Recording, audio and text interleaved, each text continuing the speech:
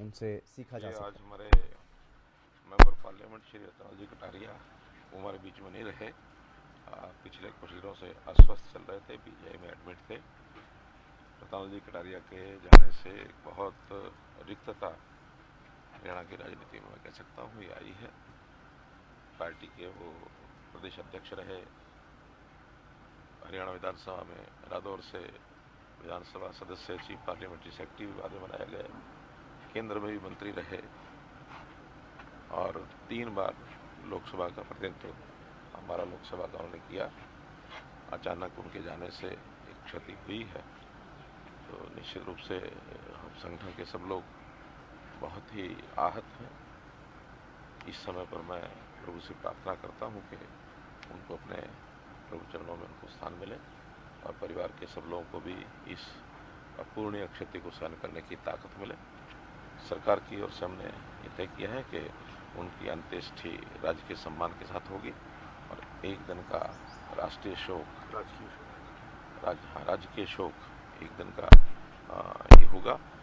Half मास्ट पर जो झंडे हैं वो दिन भर हाफ मास्ट पर रहेंगे, कोई सरकारी एंटरटेनमेंट का कार्यक्रम नहीं होगा। तो इस प्रकार से उनको हमने सरकार की ओर से भी आज श्रद्धांजलि देने का कार्यक्रम किया। सर, आपने संगठन के तौर पर भी उनके साथ काम किया, कोई ऐसा अनुभव जो आप साझा करना चाहते हैं?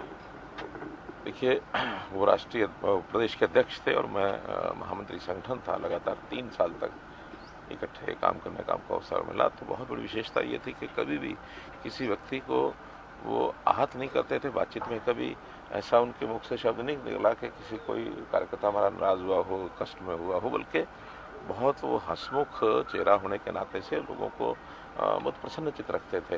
कभी भी मौके पर किसी प्रकार की कोई घटना, कोई कहानी, कोई गीत, कोई फिल्मी गाने, यहाँ तक कि पार्टी के सब्सटेंस को, कंटेंट को मिला करके फिल्मी गानों की तर्ज पर भी वो बहुत बार बहुत तरीके से अपनी बात को कहने का सलीका जो उनका था वो गानों के माध्यम से भी करते थे।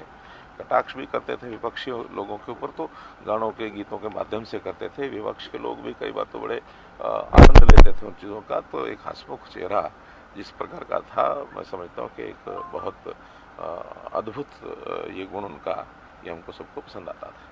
सर, गरीब परिवार से निकलकर केंद्रीय मंत्री तक पहुंचे, मेहनत उनकी आपने लगातार देखी। सर, आरएसएस से भी लगातार 50 साल से जुड़े रहे, उनके सफर को किस प्रकार से देखिए? देखिए, मैं स्वयं लाडवा में, जिस बस्ती में उनका परिवार, उनका पालन पोषण हुआ, जहाँ उनके पिताजी स्वयं जो बैठते थे वो स्वयं भी बताते थे कि मैं एक मोची का बेटा हूँ और पिताजी उनका प्रत्यक्ष मोची का काम करते रहे हैं।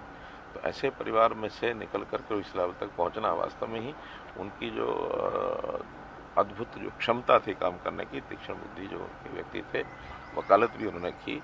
तो उस प्रकार के एक तेज बुद्धि के व्यक्ति होने के नाते ही उनको ये अवसर भी मिला।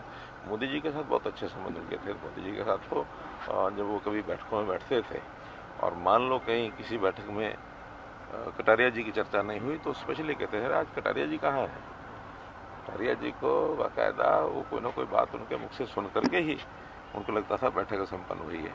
तो ऐसे हंसमुख चेहरे के नाते से उनका स्थान सब जगह एक अच्छा स्थान था, निश्चित रूप से सबको ही कष्ट जरूर हुआ।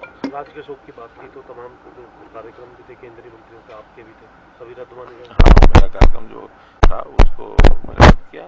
देखिए, राजकीय शोक में एंटरटेनमेंट नहीं होना चाहिए। सामान्य कार्यक्रम जो होते हैं कोई उसमें कठिनाई नहीं होती है, तो कोई एंटरटेनमेंट का कार्यक्रम नहीं होना चाहिए और जो ध्वज है वो हाफ मास्ट पर झुकना चाहिए। इस नाते से राजकीय शोक का पालन हो।